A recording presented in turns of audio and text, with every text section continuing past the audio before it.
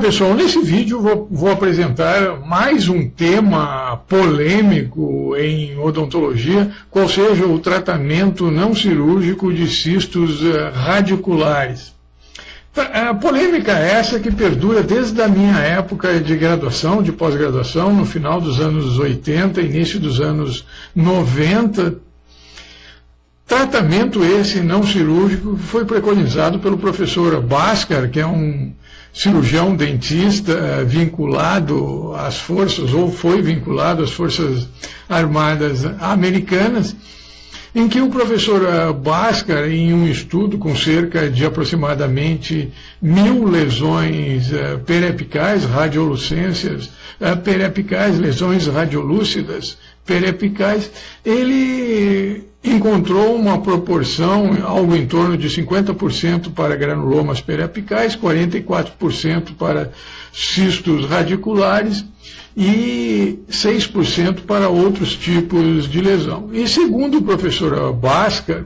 considerando esses 44% de lesões císticas e os dados estatísticos que apontam que entre 80% a 90% das radiolucências periapicais, elas são solucionadas, elas se resolvem por meio de um tratamento, meramente um tratamento endodôntico. Ele chegou à conclusão que um percentual desses cistos sofre essa resolução por meio desse tratamento não cirúrgico, meramente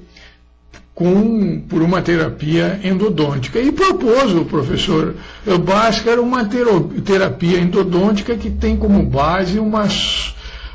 instrumentação além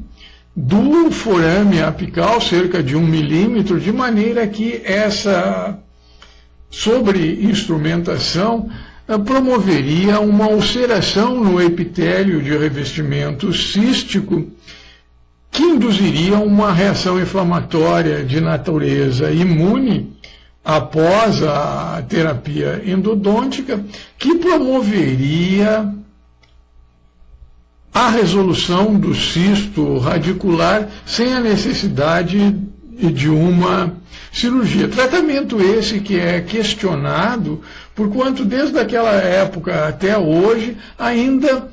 não existe um método que possibilite clinicamente você diferenciar um cisto de um granuloma com um certo grau de acuidade. De maneira que questiona-se, tem, mesmo com todo esse desenvolvimento técnico que houve, com algumas tentativas, como a implantação da tomografia, uma tentativa de se diferenciar cistos periapicais de granulomas periapicais por meio da tomografia computadorizada. Mas todos, além desses, vários outros métodos, como aspiração, mas nenhum deles com certeza possibilita você clinicamente diferenciar um cisto do granuloma.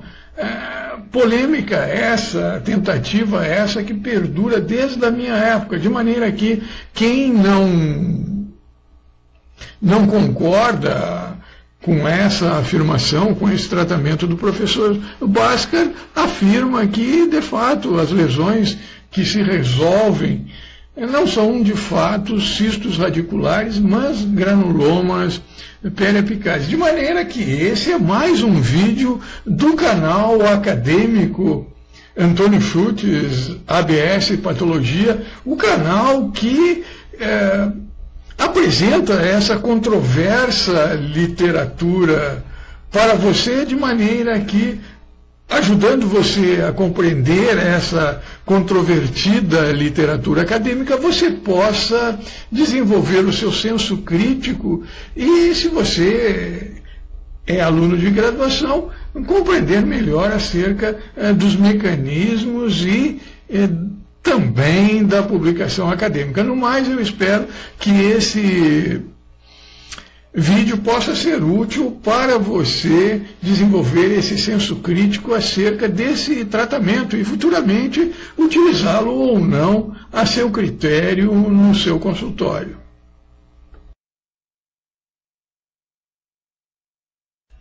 Feitas essas considerações iniciais, em tela nós apresentamos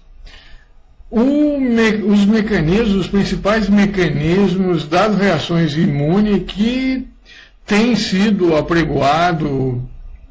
em diferentes trabalhos como sendo os responsáveis por essa resolução não cirúrgica do cisto radicular de lesões periapicais.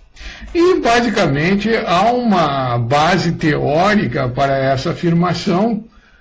qual seja devido à presença de antígenos, anticorpos, mediadores de reabsorção óssea presentes no tecido pulpar inflamado, necrosado, no interior dos canais radiculares.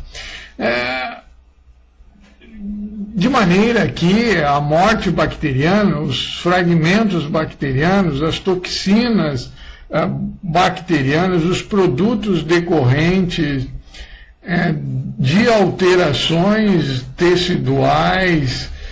por processo necrótico, processos degenerativos, eles geram esses antígenos que são de natureza proteica, carboidratos, lipídios e ácidos nucleicos, ou então a combinação desses produtos teciduais alterados, mas que não são imunogênicos, antigênicos, mas que associados a determinados aptenos, ou seja, substâncias que, ao se ligarem a esses componentes teciduais, determinam a antigenicidade. Também, em nível do tecido pulpar, se encontra o tecido pulpar necrosado no interior dos canais radiculares, se encontram também na região periapical anticorpos, bem como outros mediadores químicos de reabsorção óssea, quais sejam, por exemplo, as prostaglandinas. De maneira que esses antígenos, esses anticorpos, esses mediadores de reabsorção óssea presente tanto no tecido pulpar, no interior dos canais radiculares, como também em nível do tecido periapical, eles determinam reações imunes periapicais, dentre as quais se ressaltam as reações do tipo 1, que são as reações humorais, que são decorrentes da ativação do sistema imune por complexos antígenos, anticorpos que se depositam, por exemplo, na parede dos vasos sanguíneos, de maneira a atrair neutrófilos e macrófagos que lesam essa parede vascular, reações essas conhecidas como reações de Artus, ou então por meio da formação de imunocomplexo, mas que tem que tem como anticorpo específico a imunoglobulina G, que promovem alterações, reações de natureza anafilática. E também as reações imunes do tipo 2, que são as celulares, efetuadas por meio de células decorrente da síntese e secreção de citoquinas, fatores de crescimento e outros mediadores químicos pró-inflamatórios e anti-inflamatórios que, dependendo da evolução dessa patologia periapical, são responsáveis tanto pela formação dessas lesões de natureza cística, como também se atribui a esses mediadores químicos pró-inflamatórios, anti-inflamatórios, fatores de crescimento e outros mediadores químicos presentes nessa região periapical, como também relacionados com o mecanismo de resolução não cirúrgica dos cistos radiculares após a terapia endodôntica. Isto posto, basicamente as reações de natureza, reações imunes de natureza humoral, elas se dão por meio da interação de antígenos com os linfócitos B. Linfócitos B, esses que proliferam e diferenciam-se de maneira a gerar anticorpos. Anticorpos diferenciam-se esses em plasmócitos de maneira a gerar anticorpos. Anticorpos como a IgG, como a IgM, que participam dessas reações imunes por meio da formação de imunocomplexos. Também parte desses linfócitos B proliferantes, eles adquirem memória contra esses antígenos que determinaram a sua ativação e a sua proliferação, de maneira que em um segundo encontro com esses antígenos se processa de imediato a reação imune, se valendo desses linfócitos B de memória. Também é importante ressaltar que esses imunocomplexos que se ligam a esses antígenos localizados na superfície dessas proteínas, desses carboidratos, desses lipídios, desses apitenos associados a componentes teciduais alterados, esses imunocomplexos, eles ativam os fatores do complemento, que nada mais são do que enzimas presentes no plasma sanguíneo. De maneira que, em decorrência da ativação desse complexo C1, esse complexo C1, ele fragmenta dois outros componentes desse conjunto, dessa cascata de ativação do complemento, quais sejam o complexo 2B e o complexo 4B. A fragmentação desses complexos 2B e 4B determina a ativação, a formação de um novo complexo denominado de C3-convertase, que é a chamada, denominada via clássica de ativação do complemento. Essa enzima C3-convertase, por sua vez, ela sofre hidrólise, liberando dois outros componentes, o C3b e o C3a. De maneira que o C3b, ele se liga em um outro complexo proteico denominado complexo do complemento, fragmento do complemento denominado C5, fragmentando esse complexo em C5A e C5B. De maneira que o C5B, ao se ligar na célula, atrai outros componentes desse complemento denominado C6, C7, C8 e C9, de maneira que forma um complexo de ataque que determina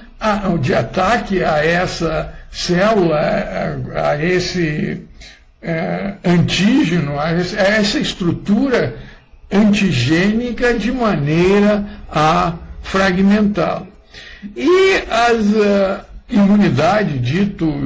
imunidade celular, ela basicamente tem como o reconhecimento de antígenos às células denominadas APC, ou seja, células apresentadoras de antígenos. Essas células apresentadoras de antígenos, elas reconhecem esses antígenos, seja por meio da incorporação intracelular desses antígenos, seja por meio da fagocitose, de maneira que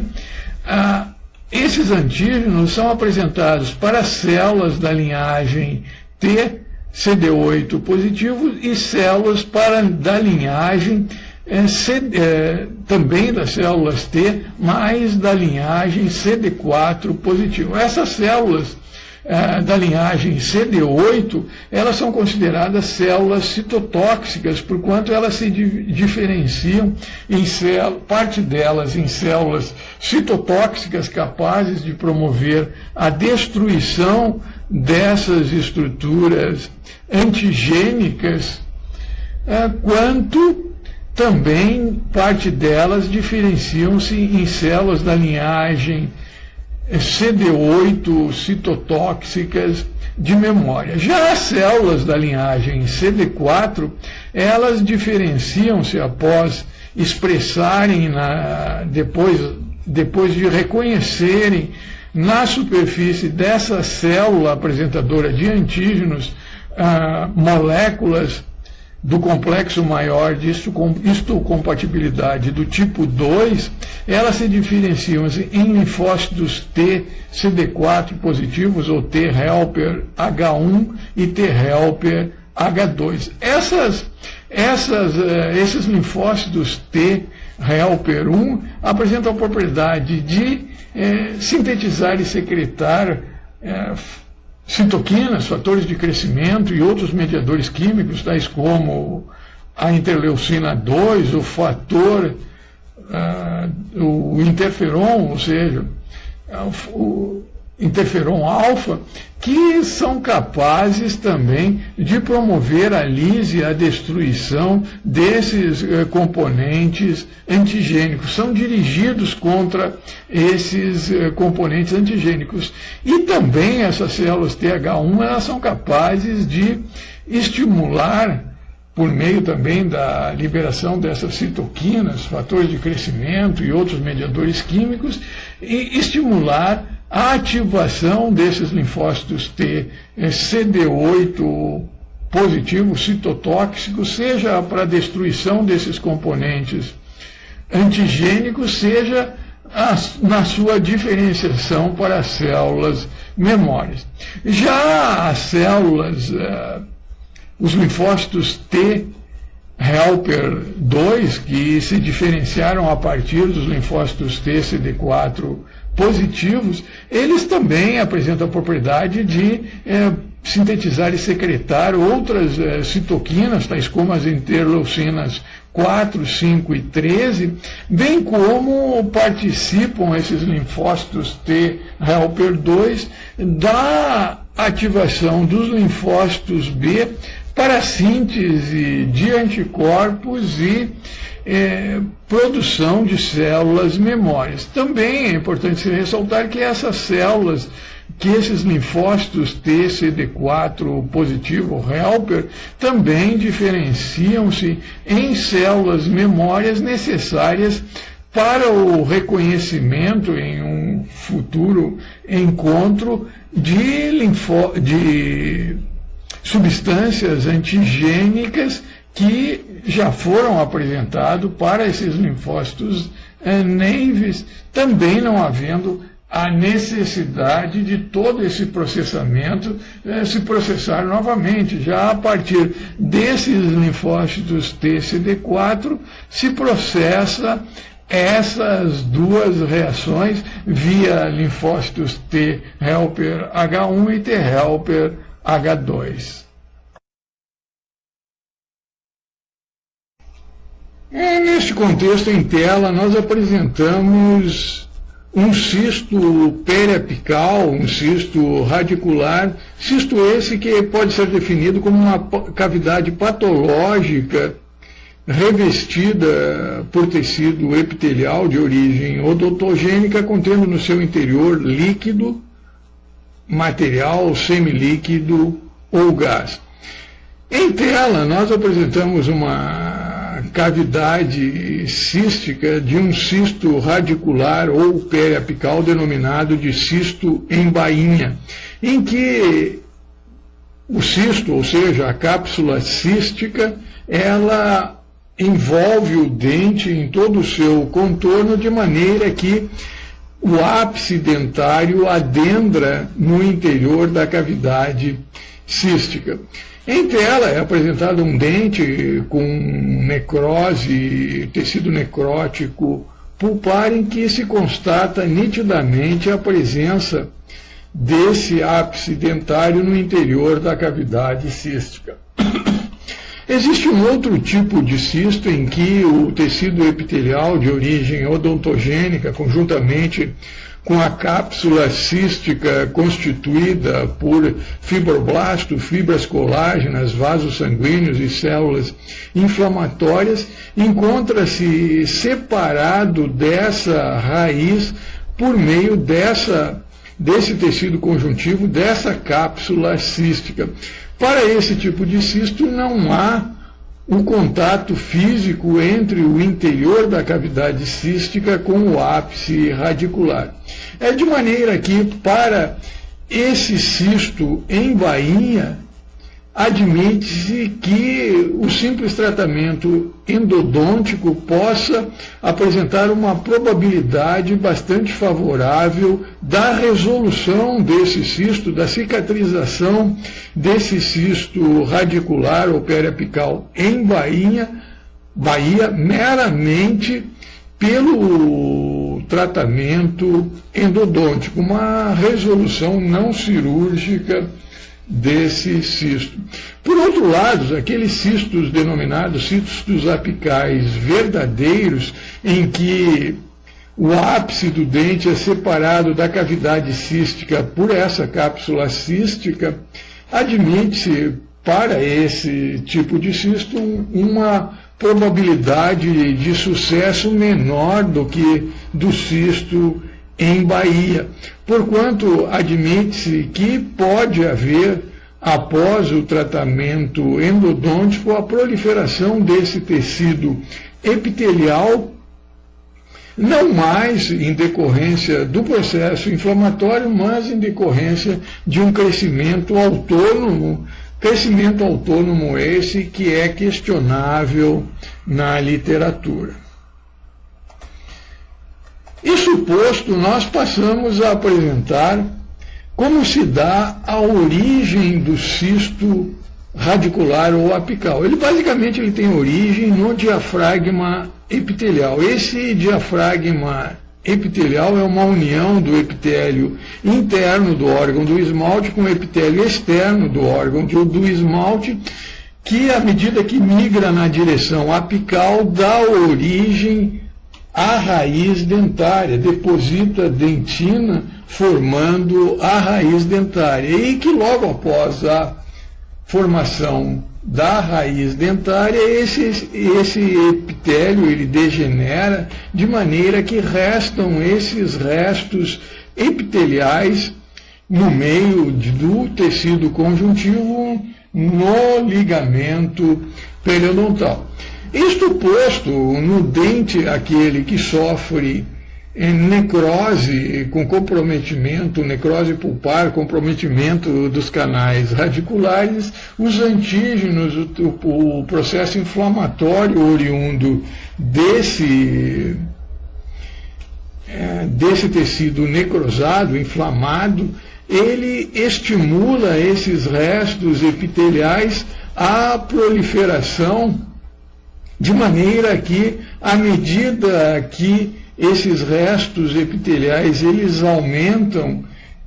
eles proliferam, o número de células desses restos aumenta, as células centrais se tornam afastadas da fonte nutricional oriunda do sistema vascular presente nesse tecido conjuntivo. De maneira que,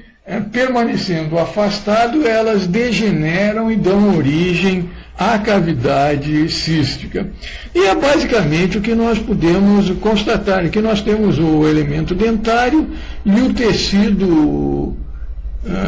granulomatoso, o granuloma periapical, contendo no seu interior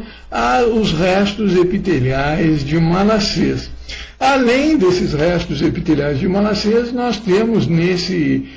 tecido granulomatoso a presença de células como macrófagos, eosinófilos, linfócitos T helper 1 e T helper 2, bem como os fibroblastos no interior da cápsula cística, de maneira que todas essas células, elas produzem citoquinas, fatores de crescimento e outros mediadores químicos que induzem a proliferação dessas células. À medida que essas células proliferam, as células localizadas no interior desses restos epiteliais de Malassez, elas degeneram de maneira a formar a cavidade cística.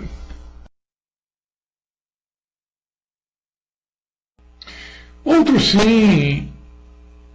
em tela, nós apresentamos o slide anterior, em que, além desses fatores de crescimento, citoquinas e outros mediadores químicos produzidos e sintetizados e secretados por polimorfos nucleares neutrófilos, eosinófilos, macrófagos, linfócitos T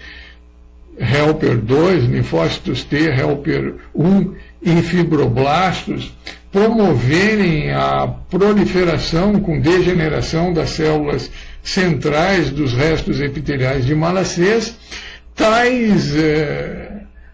componentes celulares dos granulomas também promovem fatores de reabsorção óssea, citoquinas pró-inflamatórias, fatores de crescimento e outros mediadores químicos, dentre os quais se ressaltam a interleucina 1, o fator de necrose tumoral, a interleucina 6, as prostaglandinas, dentre outras, que induzem a reabsorção óssea de maneira que essa reabsorção óssea é ilustrada nessa radiografia periapical como uma área radiolúcida. É importante também ressaltar que na periferia dessa lesão periapical também pode-se constatar uma área de osteogênese de maior radiopacidade, que alguns autores atribuem essa maior radiopacidade a uma lesão de natureza cística. Entretanto, existem estudos comprovando que existem granulomas que apresentam essa área de radiopacidade periférica circunferencial e granulomas, e melhor dizendo, cistos que não as possuem, cistos pequenos que não as possuem. De maneira que ele não é um dado, a despeito de uma maior probabilidade dessas lesões serem cistos, não é um dado confiável para um diagnóstico definitivo ou diferencial de cisto e granuloma. De maneira que, entendido a proliferação, a reabsorção óssea induzida por essa síntese e secreção de citoquinas, fatores de crescimento e de outros mediadores químicos responsáveis por essa proliferação do epitélio cístico e também pela reabsorção óssea constatada em nível das lesões periapicais, nós passamos a estudar a regressão do epitélio cístico por terapia não cirúrgica ou terapia endodôntica convencional. E o autor dessa teoria de que cistos radiculares poderiam sofrer resolução mediante a terapia endodôntica convencional ou com uma discreta sobreinstrumentação do ápice radicular, ou seja, uma instrumentação do canal radicular a cerca de 1 milímetro além do ápice radicular, de maneira a promover uma ruptura e ulceração desse epitélio de revestimento cístico que induziria um processo inflamatório que atrairia polimorfos nucleares e que esses polimorfos nucleares promoveriam a destruição desse epitélio cístico. E, basicamente, a base biológica para essa destruição desse epitélio cístico após a terapia endodôntica tem como base as reações de natureza imune que nós já estudamos,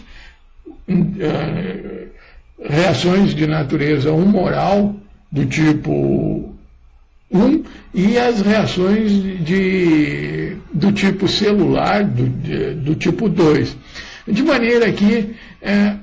em decorrência da terapia endodôntica, ocorreria a eliminação de produtos bacterianos, a eliminação de citoquinas, fatores de crescimento e outros mediadores pró-inflamatórios. Além do que ocorreria, isso em nível do canal radicular, de maneira a impedir que tais produtos antigênicos atingissem a região periapical. Também em nível da região periapical, esse tratamento endodôntico resultaria na eliminação de células inflamatórias e inibição da proliferação celular, seja dessas células inflamatórias, seja em decorrência do estímulo para a proliferação do tecido epitelial cístico, bem como a inibição de fatores relacionados com a indução da atividade osteoclástica da reabsorção óssea. Também, concomitantemente com essa terapia endodôntica e com a diminuição desses fatores de indução da proliferação epitelial cística e de redução da ativação osteoclástica, ocorreria a ativação da apoptose, seja por mecanismos de apoptose extrínseca, intrínseca e aquela apoptose induzida por reações imunes.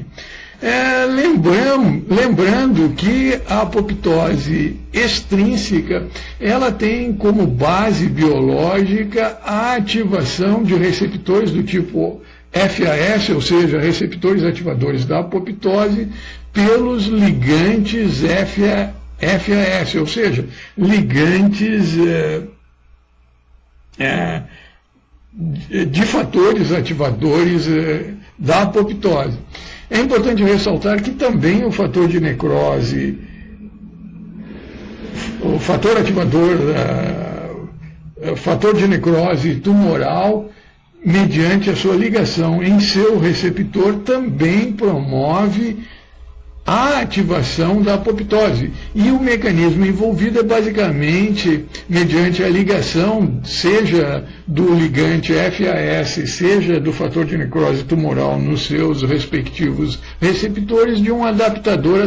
esse que ativa uma caspase iniciadora da apoptose denominada caspase 8. Essa caspase 8, que é uma caspase iniciadora da apoptose, induz a ativação de caspases, dentre as quais as caspase 3, 6 e 7, ressaltando-se a atividade efetora da apoptose da caspase 3, induzindo a apoptose do revestimento cístico. Também a via intrínseca da apoptose por meio da lesão mitocondrial por produtos também antigênicos, por produtos tóxicos derivados do oxigênio, por produtos tóxicos derivados do óxido nítrico, aumentam a permeabilidade dessa membrana, fazendo com que mediadores químicos, tais como o citocromo C, se ligue à proteína APAF1, determinando a ativação de uma caspase 9, que é também, conjuntamente com a caspase 8, uma caspase iniciadora da apoptose. Em decorrência da ativação dessa caspase 9, ocorre também, a exemplo da via extrínseca, a ativação de uma caspase efetora. Também, dentre essas caspases, se ressalta a atividade da caspase 3, promovendo também por essa via a apoptose do epitélio de revestimento cístico. Há também um mecanismo, um elo comum entre a via extrínseca e intrínseca da ativação da apoptose, qual seja a ativação da caspase 8, que promove o aumento da relação, ou melhor dizendo, o aumento da proporção da proteína BAX, que é uma proteína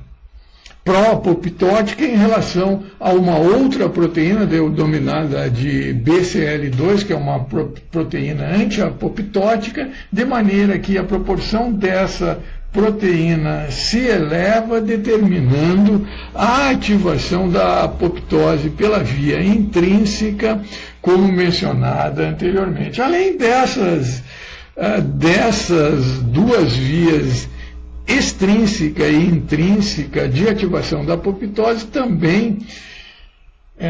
pode ocorrer em nível das lesões periapicais a ativação da apoptose independentemente da atividade das caspases por mecanismo imune, mecanismo esse que não é ilustrado em tela, mas que também participa dessa teoria que preconiza a resolução de cistos radiculares ou periapicais decorrentes da terapia endodôntica, com essa discreta variante, qual seja da sobreinstrumentação do ápice radicular. Entretanto, é importante se ressaltar que essa teoria, ela é mais aceita, há um consenso de que ela pode ser eficaz no caso dos cistos radiculares do tipo Bahia. Já no caso dos cistos radiculares do tipo verdadeiro, essa teoria ela é questionada. De maneira que nas considerações finais nós teceremos algumas inconsistências dessa teoria preconizada pelo professor Bhaskar e que tem seguidores em várias universidades no mundo inteiro.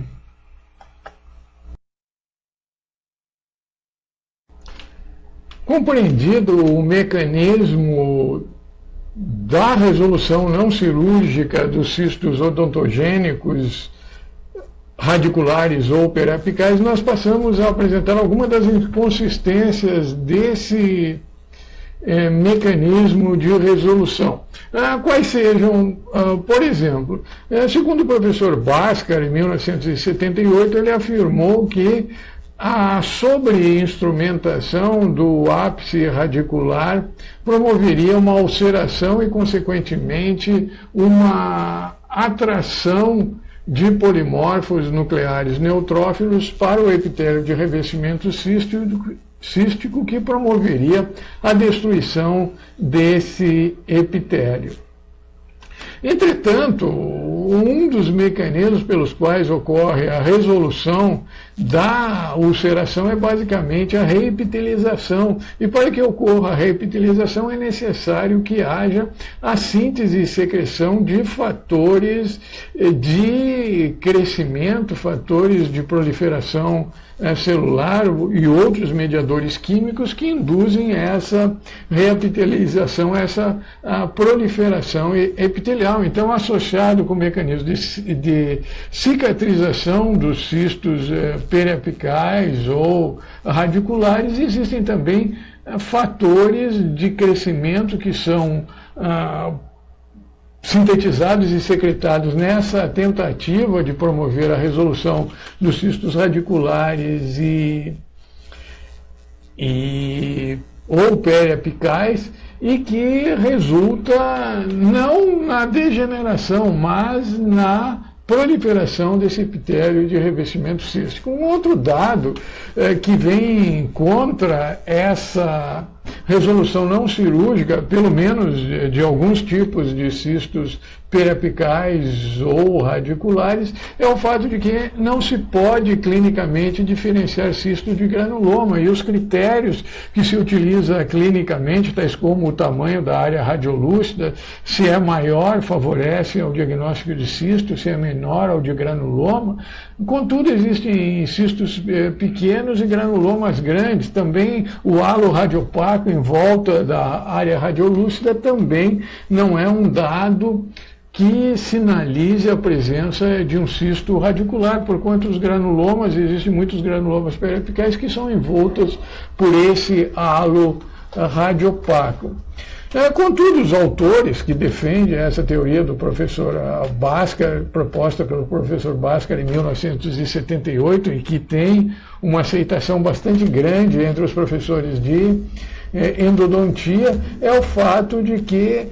não interessa, é irrelevante se é cisto ou granuloma a área radiolúcida em questão, porquanto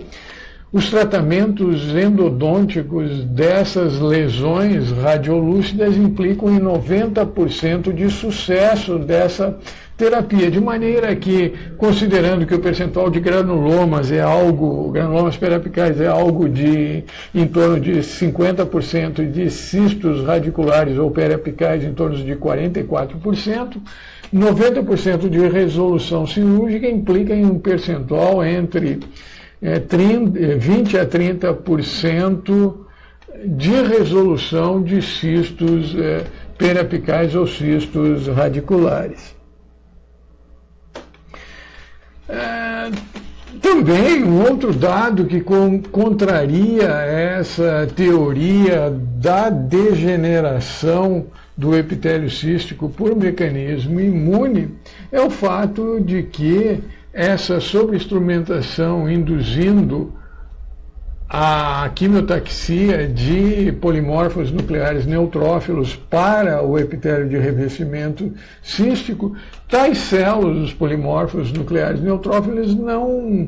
eles sintetizam e secretam fatores de crescimento, citoquinas e outros mediadores químicos que favorecem a proliferação epitelial. Contudo, admite-se que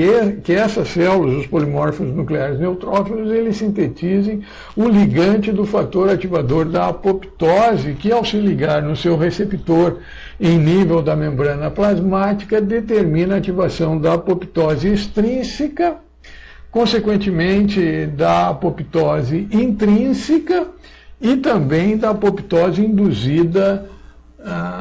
via imune, e que o mecanismo de resolução desses cistos seria devido à ativação da apoptose por essas células polimorfos nucleares neutrófilos, que promoveriam, sintetizariam e secretariam o ligante esse ligante do fator ativador, o fator ativador da apoptose ligante, ou então o fator de necrose tumoral, que ao se ligarem em receptores em nível da membrana plasmática induziriam a destruição dessas células. Entretanto, do epitélio cístico. Entretanto, recentemente o professor Loyola, da Universidade de Minas Gerais, se não estou enganado, ou de Uberlândia, não sei bem, ele realizou um estudo bastante interessante, que ele comparou a apoptose, contou o número de células apoptose em epitélios atróficos e epitélios císticos hiperplásicos, e chegou à conclusão que não há diferença estatisticamente significativa no número de células apoptóticas no epitélio de revestimento cístico atrófico, que seria esperado apresentasse um número maior comparativamente a esse número dessas células em epitélios hiperplásicos. Isto posto, é importante se ressaltar que a terapia endodôntica, como um método de resolução não cirúrgica de cistos radiculares ou periapicais, ela funciona para aqueles tipos de cistos radiculares denominados cistos em baía, em que o ápice radicular está imerso na cavidade cística. Para esses cistos, de fato, a terapia endodôntica, acredito eu, funcione. Contudo, com relação ao verdadeiro cisto radicular ou apical, em que o ápice radicular do dente apresentando necrose pulpar, necrose dos canais radiculares, ele se encontra separado da cavidade cística e do epitélio de revestimento cístico por uma cápsula de tecido conjuntivo. Para esses, admite-se que o simples